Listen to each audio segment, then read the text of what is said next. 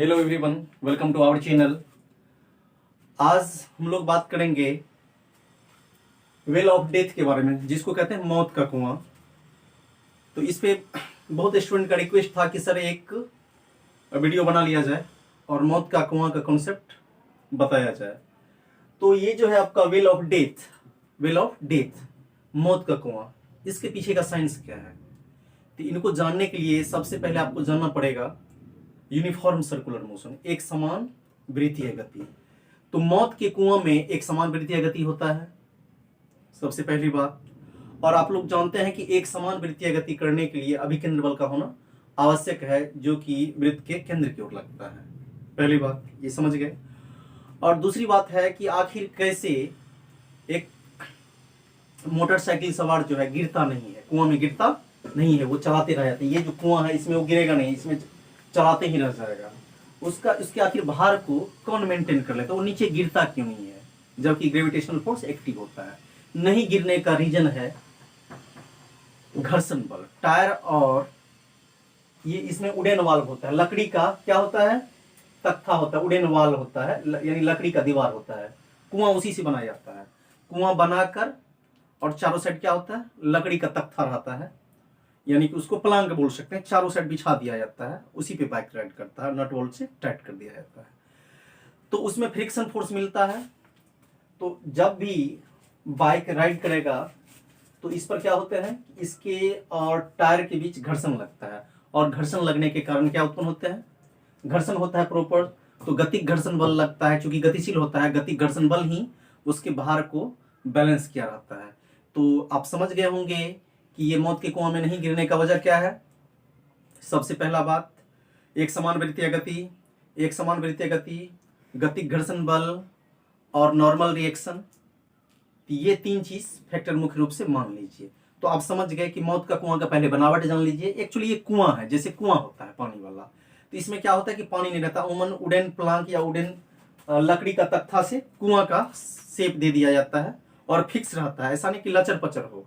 और उसी पे बाइक को, और उसमें एक बात है कि अनेक सर्कल होते, जैसे जैसे आप नीचे से ऊपर जाइएगा इसका सर्कल बड़ा होते जाता है। सर्कल क्या होते जाता है, बड़ा होते जाता है, ताकि चालक को आसान रहे। एक जैसा देगा तब तो ज्यादा डिफिकल्टी होगा, ज्यादा स्पीड न चलना पड़ेगा। और इसमें जो उसका स्पीड होता है उसको बोलते हैं क्रिटिकल वेलोसिटी, वो होता है √r(g). यदि इस वृत्त में निकालना है तो इसकी त्रिज्या ले लेंगे, और यदि इस सर्कल में नचाना है तो इसकी त्रिज्या लेंगे, और इस सर्कल में नचाना है तो इसकी रेडियस ले लेते हैं। और इस चाल से चलाने पर बाइकर नीचे नहीं गिरता है। चलिए अब कुछ लाइव वीडियो को देख लेते हैं, फिर इसके कॉन्सेप्ट को डायग्राम से समझा देते हैं।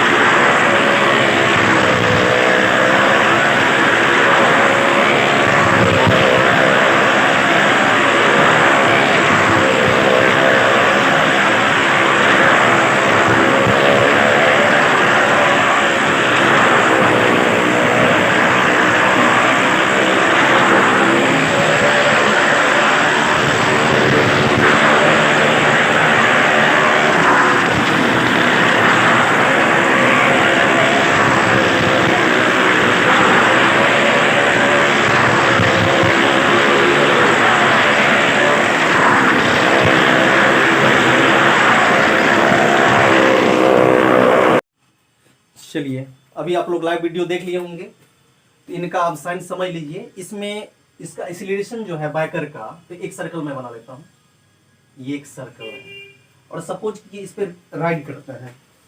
इसमें होता क्या है कि सपोज कि ये यहाँ यदि अटैच बॉडी है तो इसका एक्सीलरेशन पे ध्यान देना चाहिए आप लोगों को। तो इसमें देखिए होता क्या है कि एक्सीलरेशन जो है इसको दो भाग में आपको तोड़ना पड़ेगा।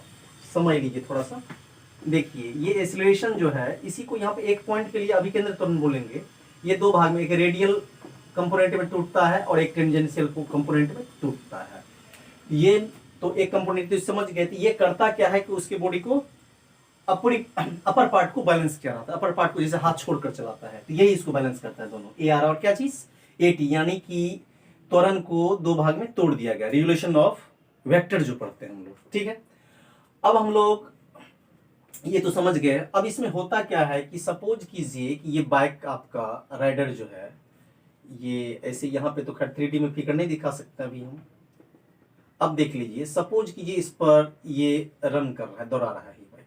ठीक है, तो जो भी है इसका शेप दे देना बेटर होता है। ये टंकी दे दिए और इस पर सपोज कीजिए ये कोई राइडर है। ठीक है, अब यहाँ पे एक ही चीज समझ लीजिए कि ये बाइक राइड कर रहा है, तो अब एक ही चीज है, इसका भार किधर काम करेगा अटैच बॉडी के अनुसार, इसका भार mg किधर काम करेगा, नीचे की ओर। किधर काम करेगा, नीचे की ओर। और ये देख लीजिए अभिलंब प्रतिक्रिया किधर होगा, ऊपर। और एक चीज देख लीजिए, गति घर्षण बल इधर लगेगा, गति घर्षण बल ये F के इधर लगेगा। और आप लोगों को पता है अभिकेंद्र बल वृत्त के केंद्र की ओर, ये क्या चीज FC, वृत्त के केंद्र की ओर क्या चीज FC। इस प्रकार चूंकि इस पर होता क्या है कि ये ऐसे वाला है और इस पर से आपको राउंड लेना है, इस पर से क्या लेना है, राउंड। तो बाहर कभी भी mg किधर काम करेगा, नीचे, और नॉर्मल रिएक्शन किधर, ऊपर। चूंकि इस पर जो चक्का जो है ऐसे मूव करेगा, यदि आगे से कहाँ जाएगा, पीछे, तो इसका विपरीत क्या उत्पन्न होगा, घर्षण बल। और घर्षण बल, और जानते हैं कि सर्कुलर मोशन के लिए किसका होना आवश्यक है, अभिकेंद्र बल का। तो आर को बैलेंस कर लिया क्या चीज, mg, और एफ के को बैलेंस कर क्या लिया, अभिकेंद्र बल FC, सेंट्रीपिटल फोर्स। अब आप ये बोलिएगा तब तो वस्तु को यहीं पे स्थिर रह जाना चाहिए, ऐसी बात नहीं है। क्योंकि इसकी चाल जो होती है ना, तो इसमें ये एक समान वृत्तीय गति, इसका चाल फिक्स है, ये बैलेंस किए रहता है। और मोशन चूंकि देखिए भी इसका क्या होता है, यूनिफॉर्म, भी क्या होता है, यूनिफॉर्म। चूंकि वेग इसका यूनिफॉर्म रखते हुए तब इसको चलाने में सुविधा होती है। तो वेग को आप एक्सीलरेट बढ़ा भी सकते हैं, तो उसके अनुसार हम लोग रेडियस को चेंज कर लेते हैं, छोटा रेडियस से बड़ा रेडियस पे चले आते हैं, तो वेग को बढ़ाकर। तो इस अनुसार ये बैलेंस रहता है, बाद में भी यूनिफॉर्म रहता है, ये गति करते रहता है, गतिशील रहता है, और ये गिरता नहीं है इसी वजह से, क्योंकि ये बैलेंस पोजीशन है। चलिए फिर कुछ इसका इंस्ट्रक्शन भी मैं देता हूं आपको, तो इंस्ट्रक्शन दे ही देता हूं, इसको देख लिए होंगे आप लोग। चलिए इसमें करते क्या है कि बहुत जन जो इसमें स्टंट करने वाले होते हैं बाइकर, तो वो विदाउट हेलमेट चलाते हैं। उनसे रिक्वेस्ट है कि आप विदाउट हेलमेट स्टंट ना करें। और कुछ देखने वाले दर्शक से अनुरोध है मेरा कि वो करते हैं क्या कि बीच में कुछ रुपए, 10 का नोट, 20 का नोट, 50 का नोट लेके ऊपर में ऐसे दिखाते रहते हैं, और वो स्टंट करने वाला उनको लपक के कैच कर लेता है या खींच लेता है।